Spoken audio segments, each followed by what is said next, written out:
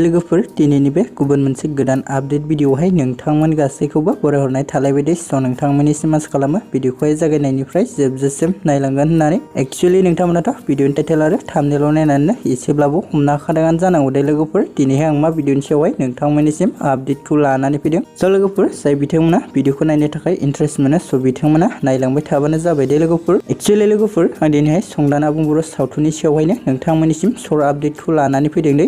स' लोगोफोर नोंथांमोनाथ' बे संदान आबुं बर' सावथुननि एपिसड 12 भिडिअखौहाय गोबां मानसिफोरानो नायखाबायानो जानांगौ दे लोगोफोर।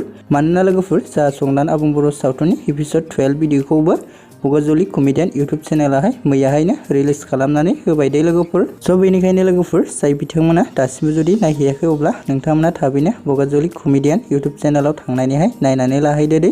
आरो लोगोफोर नोंथांमोना फैनो गोनां नेक्स्ट एपिसड 13 नि थाखाय भिडिअखौ लाइक कमेन्ट शेयार आरो चेनेलखौबो साबस्क्राइब खालामनानै होबानो जाबाय दे लोगोफोर। जाहाथे नोंथांमोननि सापर्ट आरो मददखौ मोननानै बिथांमोना फैनो गोनां नेक्स्ट पार्टखौबो थाबैनो रिलिज खालामनानै होयो दे। थ' लोगोफोर नोंथांमोना संदान आबुं बर' सावथुननि एपिसड 12 भिडिअखौ सोर सोर नायखो कमेन्टनि गेजेरजों फोरमायहरबानो जाबाय दे लोगोफोर। आरो नोंथांमोना नेक्स्ट पार्टखौ नायनो थाखाय सोर सोर एक्साइटेड जानानै दं बेखौबो कमेन्ट बक्सनि गेजेरजोंहाय नोंथांमोना फोरमायहरबानो जाबाय दे। ओमफ्राय लोगोफोर जाय बिथांमोना दासिमबो जुदि नायहैयाखै अब्ला नोंथांमोना थाबैनो बगाजुलि कमेडियान इउटुब चेनेलाव थांनानै नङाब्ला आंनि भिडिअनि डिसक्रिपशननि गेजेरजोंहायबो नोंथांमोना बे भिडिअखौहाय नायहैनो हागोन दे लोगोफोर। थ' लोगोफोर बिदिब्ला दिनैनि सर्ट आपडेट भिडिअआ बेखिनियानोमोन दे लोगोफोर। आसा खालामो नोंथांमोना भिडिअखौ नायनानै मोजां मोनदों। भिडिअखौ जुदि नायनानै मोजां मोनदोंब्ला अननानै खनसे लाइक खालामनानै होदो दे। आरो लोगोफोर सोरबाफोर जुदि चेनेलाव भिडिअखौ गोदानै नायगासिनो दङब्ला नोंथांमोना चेनेलखौबो साबस्क्राइब खालामनानै लादो आरो खाथियाव थानाय बेलनि नटिफिकेसनखौबो अल प्रेस खालामना लादो। जाहाथे आंनि गोदान भिडिअ आपडेट होनायनि नटिफिकेसनफोरखौ नोंथांमोना थाबैनो मोनहैनो हायो दे लोगोफोर।